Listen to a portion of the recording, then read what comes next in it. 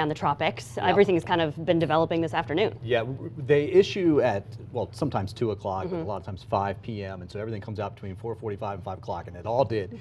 And this year, there's a different naming process. The bottom line is, guys, we are not going to have an issue with either of these storms. We're fine. And what we should get out of this more than anything else is, like, do you have your kit ready? Do you have a plan ready? Because season is here. Yeah, there are tropical storm warnings now for the coastal Louisiana, and those folks actually have to have their plans, start to put things into motion.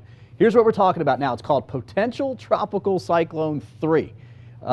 And I'll get to that explanation just a little bit. Not quite a depression or a storm yet, likely to be a storm later, and would likely get the name Cindy because we don't see anything else brewing out there. But look at this. This is that GOES-16 satellite. So I wanted to show you, we're high resolution here. There's a little spin there, a little vortice, another little vortice there. The overall center of this thing is sitting right in here. There is no weather on the west side of it. It's all on the east side of it. And there we are in the upper right-hand corner of your screen right there. That's Tampa. So we're getting that moist flow. Not even a lot of wind. We've had some gusty winds with some of the showers, but that's about it. Recon came out of Keesler Air Force Base this afternoon. They're actually still out there flying around, but they found enough rotation to say that, yes, this thing looks like it's trying to organize, but not enough to say that it's a depression or it's a storm, and that's why we end up with potential tropical cyclone, PTC. So they're going to stay out there. They'll be coming in soon.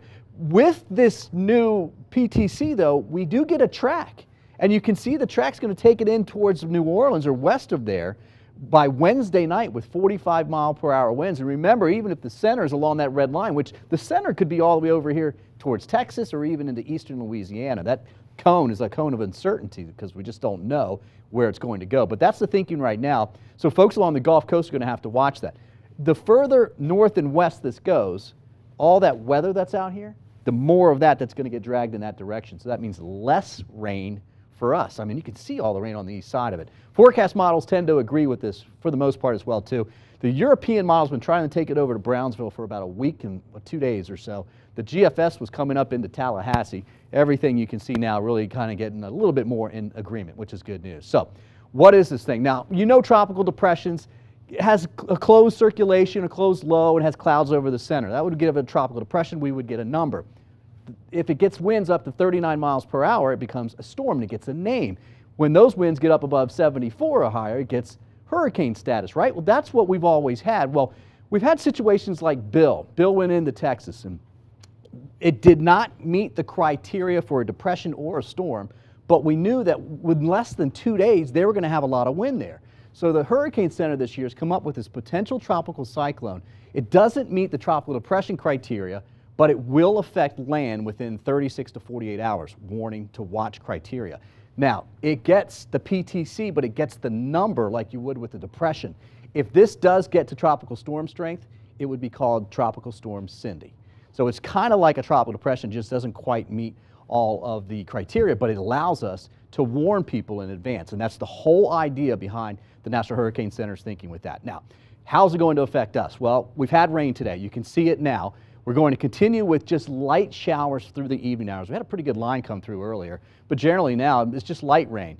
But there's more upstream, not a lot, but there will be chances upstream all evening and into tomorrow morning as well, too. Northern Polk County is still wet on I-4, but really it's the Nature Coast that's seeing more rain than anything else. You see that line right there? When that came through this afternoon, 2, 3, 4 o'clock, 40, 45-mile-per-hour winds in some of those downpours, and that's going to be possible again tomorrow. Most of this you can see is just offshore, and if the whole thing's moving that way, it's going to take some of that rain with us, and that's why I think we should be okay.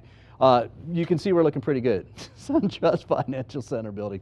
80 degrees though, there's the temperature out there. Generally warm and muggy. Temperatures have cooled into the 70s where we've seen some of the rain. And wind is not much of an issue except outside the gusts that we're going to see inside the storms. And that'll be overnight tonight, a couple, more light rain than anything else while you're sleeping. It's not going to be a big deal, but it will be some wet roads in the morning. This is not showing a whole lot.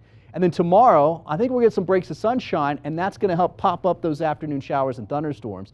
And in those, we could see some heavy downpours and some gusty winds as well. But I've got rain chances tomorrow at about 60%, and that might be high.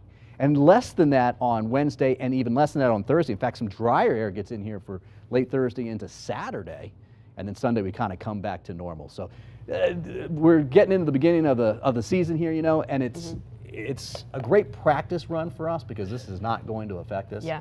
But watch what happens to those people in New Orleans and other parts of Louisiana because it's kind of jumped up on them. Yeah, we got to keep an eye on it. You can track it too. It's all online. WTSP.com if you want to keep up to date, and you're updating your And we're Facebook cutting and all lots that of all the video time. on social yeah. media, yeah. Yeah, very good. How does this